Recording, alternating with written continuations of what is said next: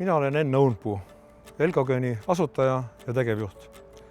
Elcogen on tehnoloogiaettevõte, mis tegeleb kütuseelemendi tehnoloogia arendamise ja tootmisega. Tihti nagu küsitakse, et mida te siis lõpuks teete? Et mitte midagi ei saa aru, et on nagu mingisugune vesiniku jutt ja kõik.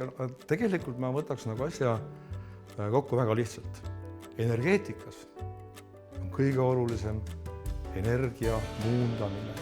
Ehk siis see tegelikult, mida meie teeme, mina kutsun seda energia muundamise protsessiks. See on kütuseelement. Meie puhul on see tahkoksiid kütuseelement, siis muundab energia ühest vormist teise. Nüüd muundades näiteks tuuleenergia, päikeseenergia vesinikuks, me saame seda salvestada kas või aasta ja siis kasutada, kus me seda vaja on. Et saada nüüd siis suuremaid süsteeme, laome ja need elemendid patareiks ehk siis stackiks.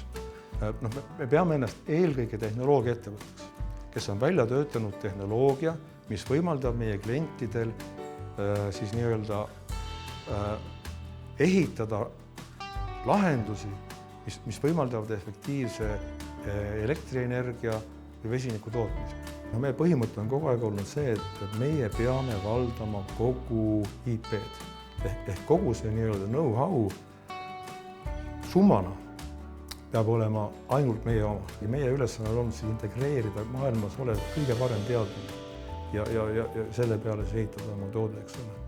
2019 meil õnnestus saada Euroopa ettevõtlusauhind innovatsiooni kategoorias. See oli tegelikult üks väga huvitav konkurss, kus tegelikult kõikidest Euroopa riikidest osales umbes 35 000 ettevõtet. Ja enne imet olimegi kõige paremad. Hästi oluline on see, et inimesed tunneks ennast hästi ja oleks motiveeritud. Ja see keskkond, kus nad töötavad, oleks selline, et neil on hea tulla iga päev siia. Ja natukene kahju ära minna ka õhtupoole, eks ole. Täna on meil Elcogenis kokku circa 150 töötajat. Täpselt arvu ei oska isegi öelda, sest tegelikult me võtame juurde umbes keskeltläbi nädalas 1 või isegi 2 inimest praegu. Hästi palju meil on tegelikult kvalifitseeritud tööjõud. Meil on ligi 80% töötajatest on täna kõrgharidusega. Meil on kogu selle 150 töötaja hulgas täna 20 erineva riigi kodanikud. Ühest elemendist sõltub see, kuidas kogu süsteem töötab. Ehk üks element nii-öelda failib, tähendab seda, et kogu stack failib, kogu moodul failib ja süsteemis on probleem. Ehk tuleb hakata remontima. Ja see on jälle kulu kliendile. Et seetõttu, mida me täna teeme ja tulevikus teeme, on see, et kõik elemendid üksikult me kontrollime läbi.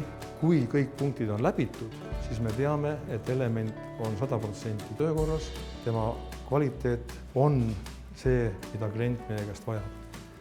Kujutate ette, te teete savipotti näiteks, eks ole, ja panete selle savipoti ahju, kui temperatuurirežiim on ahjus vale, siis saate kas mõralise või päris katkise poti kätte, eks ole. Aga see on tehtud ainult ühest lähtematerjalist, ehk savist. Meie kasutame siin 10 erinevaid materjale, mida me siis kombineerime erinevates vahekordades. Ja nagu ma mõtlesin, kõik kihid on erinevad.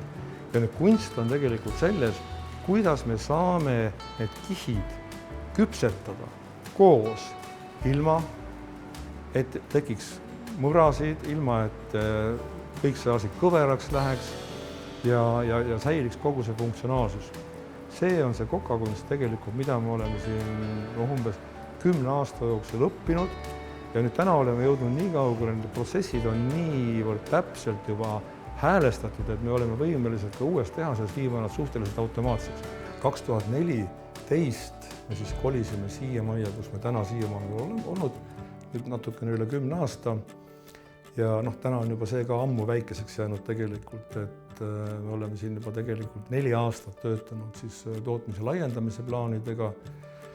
Ja nüüd lõpuks on see nüüd teoks saanud selle läbi, et me selle aasta sügisel siis nüüd avame uue pindalalt umbes 10 korda suurema, tootmisvõimsuselt umbes 30-35 korda suurema tehase.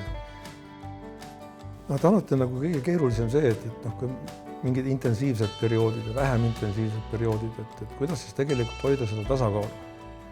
Et vaimne tervis säiliks kõigepealt, eks ole, sa füüsiliselt oleksid terve, suudaksid keskenduda tööle, olulisele ja samas mitte ära unustades ka seda, tegelikult on olemas eraelu. Ja see on väga oluline, et see tasakaal nagu oleks paigas. No mina näiteks olen viimased 7-8 aastat tegelenud purjetamisega intensiivselt. Suurepärane asi.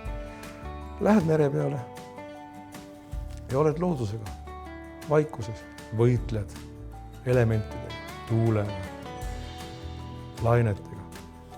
Mis on minu tegutsemise põhimõte? Siis ma arvan, kõige olulisem, või ma ütleks isegi minu motto on see, et usu. Usu jäägitult seda, mida sa teed. Mina arvan, et N on parim uskumatuna näivate ja hullude ideede teokstegijana.